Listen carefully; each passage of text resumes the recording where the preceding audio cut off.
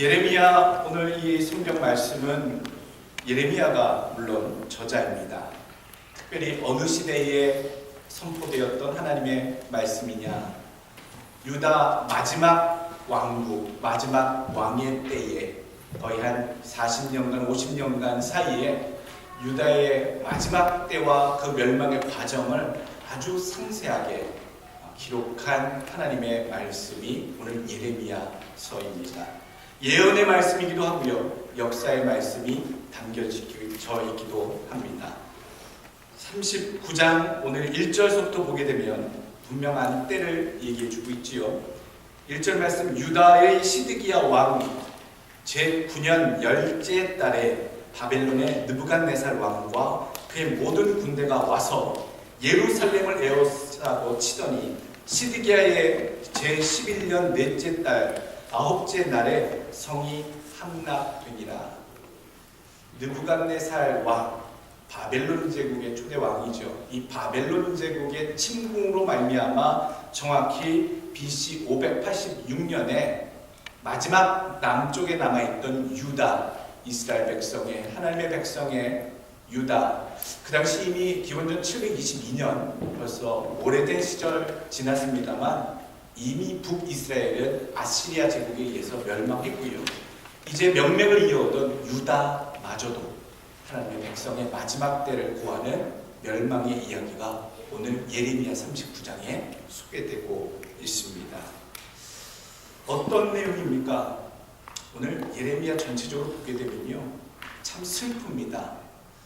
구한말 한국의 우리 대한제국 마지막 왕조의 마지막 흔들렸던, 역사의 광풍 앞에 흔들렸던 그런 역사의 한 부분을 보듯 오늘 외세의 침략에 마지막 무너져가는 왕국의 모습, 하나님이 축복하셨던, 하나님이 복을 주셨던 그 왕국의 마지막 무너져가는 모습, 멸망의 모습을 보며 그것을 분투하며 그것을 하나님의 뜻을 전달하고자 애를 쓰는 선자의 모습과 무기력하고 무뎌져 버린 어리석은 왕과 그의 신하들의 모습, 또 그 속에 담겨져 있는 진정한 신앙인의 아름다운 신앙의 행동들을 오늘 우리의 39장 말씀을 통해 오늘 우리에게 교훈해주고 있습니다.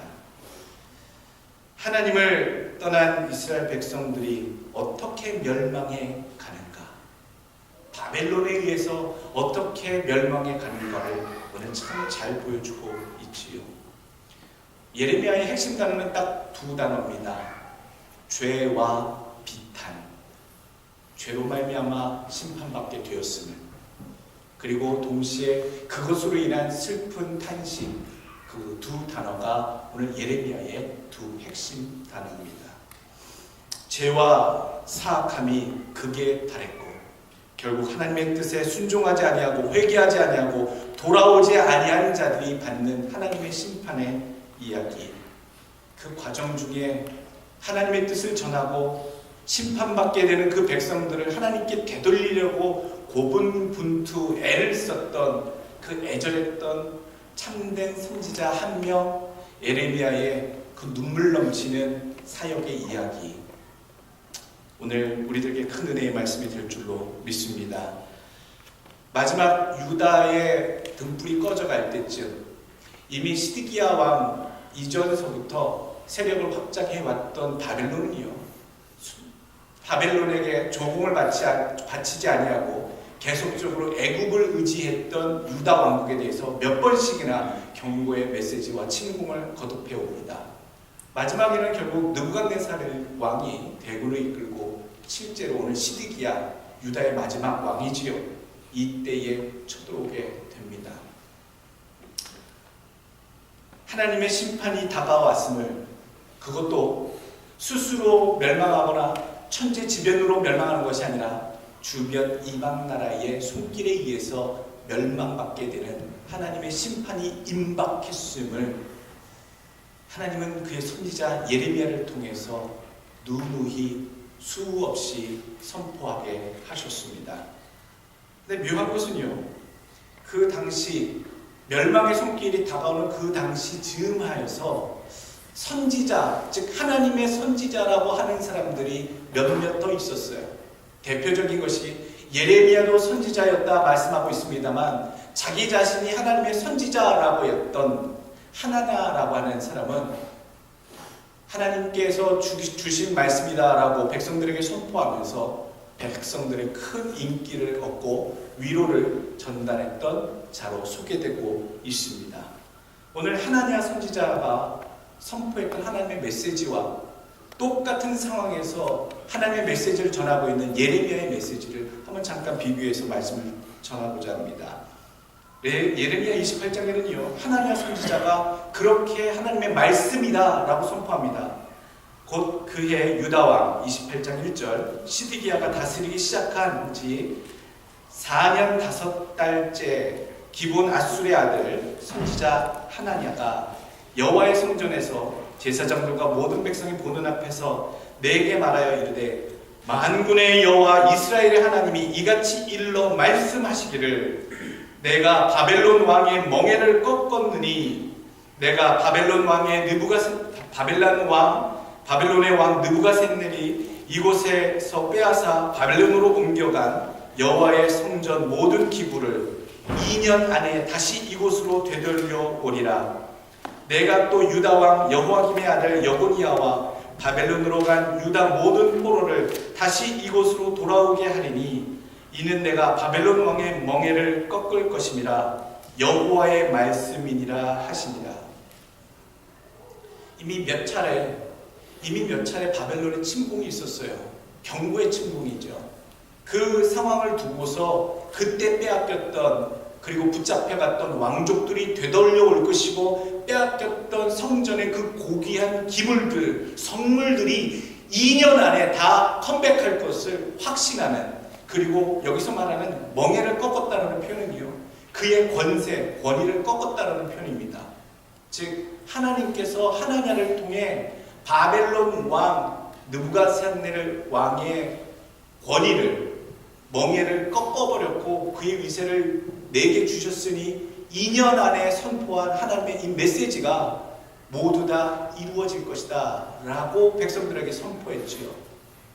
그러면서 동시에 예레미야가 선포합니다. 예레미야 38장 2절 말씀, 여호와께서 이와 같이 말씀하시되 이 성에 머무는 자는 칼과 기근과 전염병에 죽으리라. 그러나 갈대아인에게 항복하는 자는 살리니 그는 노량물을 얻음같이 자기의 목숨을 건지리라. 여호와께서 이와 같이 말씀하시니라. 이 성이 반드시 바벨론의 왕의 군대의 손에 넘어가리니 그가 차지하리라 하셨다 하는지라. 똑같이 백성들을 앞에 두고 하나님의 메시지를 선포하는 선지자들입니다. 왕과 신하들과 백성들 앞에서 하나님 여호와의 말씀이니라 라고 말문을 열면서 똑같은 메시지인 듯 하지만 정반대의 내용을 백성들에게 선포하지요. 여러분들이라면 누가 하나님의 말씀이라고, 누가 하나님의 메시지를 전한다라고 판단하시겠습니까? 객관적으로 생각하면요 절체절명의 위기에 있고 여러 번 벌써 1차와 2차 침략을 당해서 빼앗기고 상흔을 당한 상흔이 있는 그 민족에게 위로가 되는 말, 희망이 심겨지는 말, 미래가 있는 말을 전하는 선지자의 말이 정답이겠지요. 하나님이 회복하실 거다. 2년 안에 회복하실 거다. 온전케 하실 거다. 위로와 희망을 주는 그런 선지자의 말이 정답이 아니겠습니까? 우리가 상식적으로 생각하면 그렇죠. 당연히 그렇습니다. 이 당시 백성들과 왕과 신하들조차도 하나냐의 이 말이 하나님의 뜻인 줄 알고 그렇게 받아들이고 버텼다라는 얘기지요. 하나님이 원하시는 것은 그들이 회개하고 죄를 버리고 우상 숭배를 버리고 하나님께 돌아오기를 바라고 하나님의 뜻을 찾기를 바라는, 그것을 바라보지 못한 채 죄악 중에 있으면서도 큰 죄를 범했으면서도 우상 숭배하면서도 하나님이 구원해 주실 것을 바라고 있는 어리석은 자들. 여호와의 말씀을 분별하는 것이 매우 중요합니다. 모든 사람들이 다 그렇게 주장하지요. 이것은 하늘의 뜻이야. 내가 맞아. 하나님의 이렇게 가르쳐 주신 것이야 라고 오늘 두 선지자처럼 똑같이 말할 겁니다. 어둡고 힘든 시대일수록이요. 우리가 누구의 말을 들어야 할 것인가? 사람은 듣고 싶은 말을 듣고 싶어 합니다. 하나냐와 같은 말을 듣고 싶어 했겠죠. 들어야 할, 정말로 살 수 있는 그 쓰디쓴 말, 경책의 말, 되돌리는 말, 채찍책하는 그 살리는 말을 들었어야 하는데 그것은 듣지 아니하고 듣기에 편안한 말, 위로가 되는 말, 가만히 있어도 희망이 있어 보이는 말, 그것을 들어버렸던, 따랐던 백성들. 오늘 그 백성들은 결국 몇 년 뒤에 오늘 시드기야 오늘 9년이라고 했죠. 결국 바벨론의 마지막 3차 침공으로 예루살렘이 함락되는 오늘이 소개되고 있습니다. 사람들에게 예레미야는 어떤 사람으로 비춰졌을까? 몹쓸 사람이지요. 듣기 싫은 사람이고요. 없애버리고 싶은 사람이고요. 감옥에 쳐놓고 싶은 사람일 겁니다. 사람들을 낙담케 하고 희망을 저버리게 하고 절망을 심겨주는 아주 몹쓸 사람이지요. 그런데 오늘 우리는 성경의 눈으로 이 두 선지자라 하는 자들을 바라봐야 합니다. 누구의 말을 들을 것이며 누가 참 선지자였는가? 우리는 어떤 말을 들었어야 하며 또다시 우리가 힘들고 어려울 때 이런 외침이 나의 오른쪽에서 나의 왼쪽에서 한쪽은 좋게 한쪽은 참 따갑고 거칠게 우리 영혼을 향해 삶을 향해 들려올 때 나는 무슨 말씀을 들어야 할 것인가? 그것을 오늘 고민하셔야 합니다. 당연히 예레미야는 배척당했습니다. 환대하는 백성이 한 명도 없었습니다. 그를 대적했고 핍박했고요.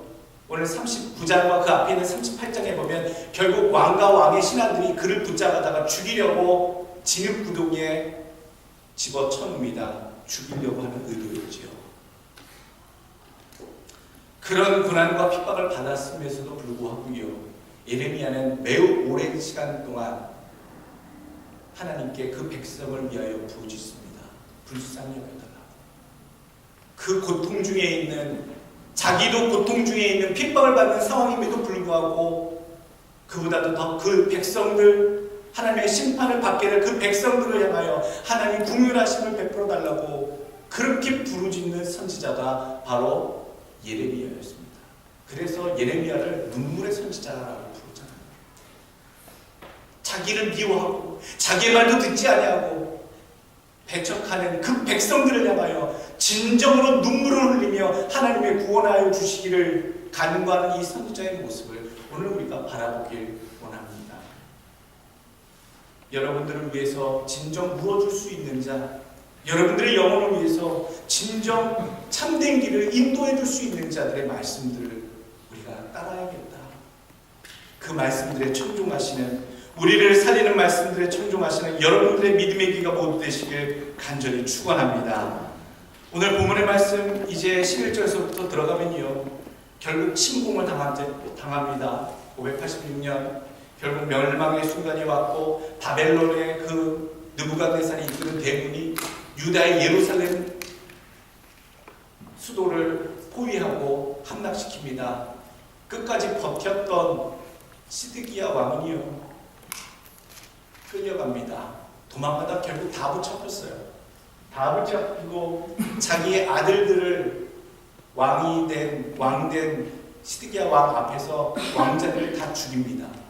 그리고 그 죽이자마자 이 바벨론의 느부갓네살이요 자기 아들들이 죽은 모습을 본 그 눈, 시드기야 왕의 눈을 빼어버립니다. 그리고 죽이지 않고 끝까지 끌고 가죠.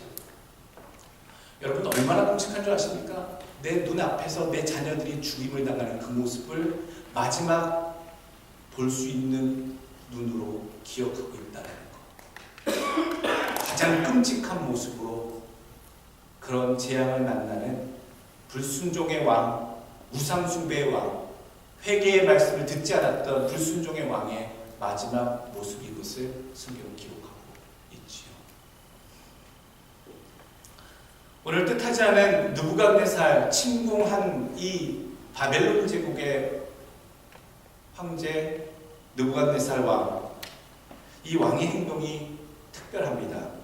11절 말씀 보게 되면 바벨론의 느부갓네살 왕이 예레미야에 대하여 사령관 느부사라단에게 명령하여 이르되 그를 데려다가 선대하고 해하지 말며 그가 내게 말하는 대로 행하라. 적국의 왕이 자기가 점령하는 그 나라의 백성, 그 선지자를 해하지 말고 선대하라고, 풀어주라고, 그가 요청하는 대로 모두 들어주라고, 이런 호의를 베풀고 있습니다. 여러분 참 묘하지 않습니까? 하나님의 백성, 하나님의 왕들, 그리고 신하들, 그 사람들은 하나님의 말씀을 외쳐도 듣지 아니하고 배척하고 붙잡아다 지능텅이에 죽이려고 집어 던졌음에도 불구하고 반대로 적국의 왕인 느부갓네살이 왜 특별하게도 이 예레미야에게 호의를 베풀고 있는가? 상식적으로 한번 생각해 봅시다. 오늘 성경에 나와 있는 요절들 보게 되면, 객관적으로 보게 될 때에 이 예레미야가 했던 선포의 예언의 말씀들은 이스라엘 백성들에게는 가장 듣기 싫었던 말씀이지만, 반대로 그 예언의 말씀을 듣는 바벨론의 입장에서는 참으로 기특한, 참으로 호의적인 그런 예언의 말씀들이었습니다. 한번 보시죠. 예레미야 25장 9절 말씀. 보라, 내가 북쪽 모든 종족과 내 종 바벨론의 왕 느부갓네살을 불러다가 이 땅과 그 주민과 사방 모든 나라를 쳐서 진멸하여 그들을 놀램과 비웃음거리가 되게 하며 땅으로 영원한 폐허가 되게 할 것이라. 나 여호와의 말씀이니라. 내용이 누구를 더 기쁘게 하는 내용입니까? 이 내용을 소문으로든 접하게 되었을 때 이 바벨론의 느부갓네살이 이 예레미야에 대해서 어떻게 생각했을까? 또 예레미야 28장 14절 말씀. 만군의 여호와 이스라엘 하나님께서 이와 같이 말씀하시느니라. 내가 새 멍에로 이 모든 나라의 목에 메워 바벨론의 왕 느부갓네살을 섬기게 하였으니 그들이 그를 섬기리라. 내가 들짐승도 그에게 주었느니라 하라. 객관적인 이 예언의 메시지만 봐도요, 예레미야의 입술을 들었을 때에, 입술을 통해 이 말씀을 들었을 때에 아마도 느부갓네살 왕은 예레미야, 즉 적국의 선지자이지만 이 선지자에게 선하게 호의를 베풀어야겠다라고 하는 그런 마음을 아마 먹었을 것이다. 우리는 그렇게 생각할 수 있겠지요. 예레미야 29장 7절 말씀 보면 또 이런 표현이 나옵니다. 예레미야의 예언이죠. 너희는 내가 사로잡혀 가게 한 그 성읍의 평안을 구하고 그를 위하여 여호와께 기도하라. 이는 그 성읍이 평안함으로 너희도 평안할 것임이라. 여러분, 이 얘기를 들었을 때 얼마나 유다 백성들이 진저리를 쳤을까요? 우리를 침공해오는 그 바벨론의 평안을 위해서 기도하라고요.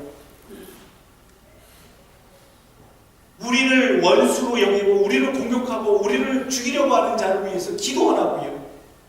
그에게 평안이 있기를 위해서 노력하라고요. 우리는 이해할 수 없을 때가 너무나도 많습니다. 하나님의 말씀이라고 도저히 받아들일 수 없을 때가 우리가 살다 보면 너무나도 많이 있다는 거죠. 매우 힘들었을 겁니다. 자기의 상황을 보지 못하고 죽게 된 것만 바라봤을 이 이스라엘 유다 백성들 앞에 하나님의 깊은 뜻이 담겨진 이 예언자의 말씀이 사람의 생명을 살리고자 한 하나님의 뜻이 담긴 예언의 말씀이 아니라 우리를 죽이고자 하는 적대의식이, 적대감이, 적의가 담겨있는 그런 듣기 싫은 저주의 말이었음을 우리는 예상을 합니다. 오늘 놀라운 것은요, 25장 9절에 보게 되면 하나님께서 예레미야의 예언을 통해 느부갓네살을 뭐라고 표현하고 있냐면 내 종 느부갓네살이라고 표현합니다. 내 종 느부갓네살. 이스라엘 백성도 아니에요. 하나님이 약속하신 백성도 아니에요. 할례도 받지 아니하였어요. 그렇다고 느부갓네살이 하나님을 여호와를 섬겼더라라고 얘기하는 그 어떤 표현도 이전에 없었어요. 심지어는 하나님의 백성인 유다를 침공하러 오려 하는 이방의 나라의 왕이에요. 그런데 하나님은요, 예레미야 25장의 9절 말씀에 내 종 느부갓네살 왕 그렇게 표현하고 계세요. 무슨 뜻일까요? 하나님께서는요, 비록 이방인이라 할지라도 하나님이 들어 쓰실 때에는 내 종같이 그들을 들어 쓰신다는 얘기지요. 하나님께서는요, 별의별 일들을 다 하실 수 있는 하나님의 백성들을 통해 일하시기를 기뻐하시지만 때로는 이방의 손길을 통해서도 말 듣지 아니하는, 우상 숭배하는, 죄악을 일삼는, 돌아주지 아니하는 불순종한 하나님의 백성들을 심판하시고자 믿지 않는 자들조차도 종으로 사용하신다. 이미 봤잖아요. 이미 722년 기원전 북이스라엘이 아시리아 제국에 무너질 때에 모든 백성, 북쪽의 이스라엘 백성들이와 남쪽의 유다 백성들이 다 이구동성으로 외쳤습니다. 어떻게 하나님의 백성이 할례받지 아니한 이방 족속들에게 멸망을 당할 수 있겠습니까? 그것을 있을 수 없습니다. 그런데도요, 하나님은 그런 방법을 통해 끝까지 불순종하고 우상 숭배하고 죄악 가운데 머물고 있는 주의 백성들을 심판하고 계셨음을, 그리고 똑같은 방식으로 오늘 유다도 하나님이 바벨론의 손길을 통해, 도구를 통해 불순종의 백성들을 심판하고 계심을 우리는 바라봐야 합니다. 그 급박한 유다의 멸망의 순간에 오늘 묘하게 예레미야가 은혜를 받습니다. 다 붙잡혀가고 왕과 신하들도 붙잡혀서 능욕을 받고 죽게 되고 큰일을 당했는데, 오늘 그 가운데 있었던 지도자격인 이 예레미야도요, 큰 능욕을 받게 될 줄 알았는데 오늘 오히려 구원함을 받습니다. 예레미야에게 임하신 하나님의 은혜가 무엇일까? 우리가 봐야 할 것은 예레미야가 개인적으로 바벨론에게 유리한 예언을 했기 때문에 바벨론의 왕이 예레미야를 특별 대우해 준 것이다 라고 세상 사람들은 볼 수 있겠습니다만, 우리는 분명히 알아야 됩니다. 예레미야는 분명히 하나님의 말씀 들은 그대로 선포했던 것임을, 그리고 더 놀라운 것은 하나님께서 예레미야에 대한 사랑이 특별하시기 때문에 심지어 적국의 왕이었던 느부갓네살의 왕의 마음까지도 감동을 주셔서 예레미야를 그 멸망의 순간에서 건져내시고 있다라고 하는 사실을 우리는 바라봐야 합니다. 다 붙잡혀가고 다 죽게 된 상황에서도 하나님을 위하여 수고한 주의 백성을 하나님이 그 원수된 자의 손길을 통해서 살려내고 계신 이 이야기. 여러분, 하나님의 은혜는 하다못해 원수를 통해서도 전달될 수 있다는 사실을 우리가 꼭 기억하시길 원합니다. 여러분들의 삶에 멈추지 않는, 끊어지지 않는 하나님의 은혜 주심이 가득하시길 예수 그리스도 이름으로 축원합니다. 두 번째 주시는 교훈의 말씀은 오늘 등장하는 16절에 등장하는 에벳 멜렉이라고 하는 사람의 이야기입니다. 특별히 이 예레미야가 하나님의 은혜로 이 느부갓네살 왕의 그런 호의를 받았음에도 불구하고 그 속에 또 담겨진 아름다운 이야기의 주인공이 오늘 에벳 멜렉입니다. 이 에벳 멜렉은 유다 왕국 시드기야 왕 밑에 있는 내시였습니다. 궁중 내시, 특별히 구수 출신이다라고 소개되어 있습니다. 구수는요, 지금의 이디오피아 지방, 즉 인종적으로는 아마도 흑인이었을 것이다. 그리고 이디오피아의 그 지역에 있었던 출신이다라고 그렇게 우리는 알고 있습니다. 모세가 출애굽을 하며 광야에서 첩을 들였을 때에 그 아가씨가 구스 출신 흑인 소녀였죠. 그래서 미리암과 아론이 왜 하필 수없이 많은 유대 처녀들을 내버려 두고 구스 출신의 그런 처녀를 취했느냐, 그런 분란이 있기도 했었죠. 성경에 나오는 이 구스는 흑인의 땅, 또 이디오피아 지역을 의미합니다. 이 구스 출신이니 이방인이지요. 이방인 출신으로서 나름 유다 왕국의 내시까지 와서 왕을 섬기는 위치까지 온 사람입니다. 오늘 18절, 17절 말씀 보면 이 에벳 멜렉에게 하나님이 하시는 말씀이 있으세요. 17절, 여호와의 말씀이니라. 내가 그날에 너를 구원하리니 네가 그 두려워하는 사람들의 손에 넘겨지지 아니하리라. 내가 반드시 너를 구원할 것인즉 네가 칼에 죽지 아니하고 내가 노량물같이 내 목숨을 얻을 것이니 이는 네가 나를 믿었음이니라. 여호와의 말씀이니라 하시더라. 야, 이 사람이 뭔데? 우리가 그렇게 잘 들어보지도 못했던 사람인데 이런 특별한 사람, 사실 왕이 죽고 신하들이 붙잡혀 죽고 멸망을 당했으면 그 왕궁에 머물렀던 이 내시도 붙잡혀서 큰 봉변을 당할 것 같은데 그런 상황에서도 하나님께서는 이 에벳 멜렉에게 너를 반드시 구원하실 것이다 라고 하는 하나님의 특별한 메시지를 한 명의 개인에게 이렇게 해주고 계시는가? 오늘 이 예레미야도 하나님의 특별한 배려와 호의로 귀한 대접을 오늘 받게 됐다라고 말씀드립니다만 또 한 명의 사람이 이렇게 귀한 대접을 하나님께 선포를 받고 있습니다. 하나님의 보호하시겠다라고 하는 선포를 오늘 이 에벳 멜렉이 듣고 있다는 사실이죠. 이 사람이 과연 무슨 일을 했거니와 하나님이 이렇게 약속을 해주시는가? 38장 바로 앞에 에피소드가 있습니다.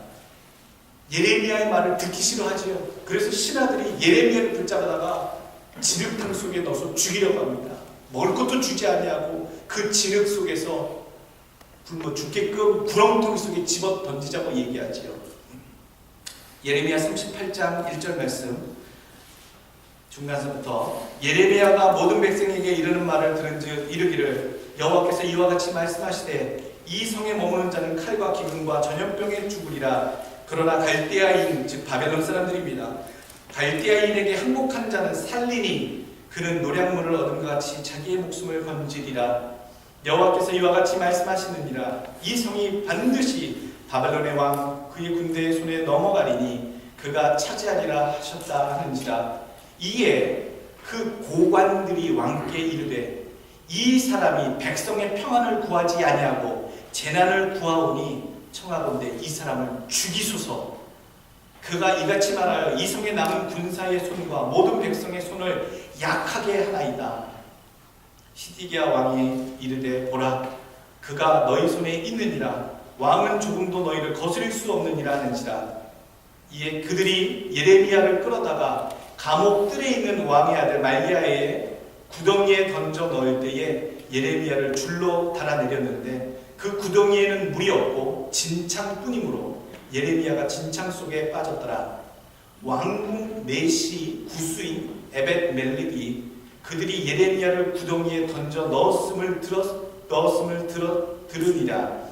그때의 왕이 베냐민 문에 앉았더니 에벳 멜렉이 왕궁에서 나와 왕께 아뢰어 이르되 내 주 왕이여 저 사람들이 선지자 예레미야에게 행한 모든 일은 악하니이다. 성중에 떡이 떨어졌거늘 그들이 그를 구덩이에 던져 넣었으니 그가 거기서 굶어 죽으리이다 하니 왕이 구스 사람 에벳 멜렉에게 명령하여 이르되 너는 여기서 30명을 데리고 가서 선지자 예레미야가 죽기 전에 그를 구덩이에서 끌어내라. 이게 39장 바로 앞에 있는 내용입니다. 왕궁에서 내시의 역할은 그렇게 크지 않습니다. 그리고 유대인도 아닌 구스 출신의 혈종이 다른 그러한 신하 그 중에 한 명인 이 에비멜렉이 예레미야를 살려야 된다고, 지금 대세가 이 쓸데없는 마음 아프게 하는, 백성들을 약하게 하고 군인들의 사기를 꺾어버리는 이런 예언을 하는 자를 죽이라고 하는 이 대세 속에 감히 왕 앞에 나가서 이렇게 말할 수 있다는 것 자체가 거의 불가능한 일이지요. 목숨을 내놓는 일입니다. 그런데 이 일을 이 에벳멜렉이 담대히 행합니다. 굳이 나서지도 않아도 될 일을. 우리는 어쩌면 이렇게 생각할 겁니다. 하나님의 뜻이라면, 하나님이 함께하신 예레미야 선지자라면 죽을 구덩이에 빠져 죽게 될 것이 아니라 하나님이 건져내시겠지, 천사들을 보내 건져내시겠지, 아니면 그 누군가가 건져내시겠지, 우리는 어쩌면 편하게 생각할 수도 있었겠습니다만, 오늘 이 에비멜렉, 이 구스 출신의 내시는 담대하게 그의 목숨을 살려야 함을 왕에게 목숨을 걸고 이야기합니다.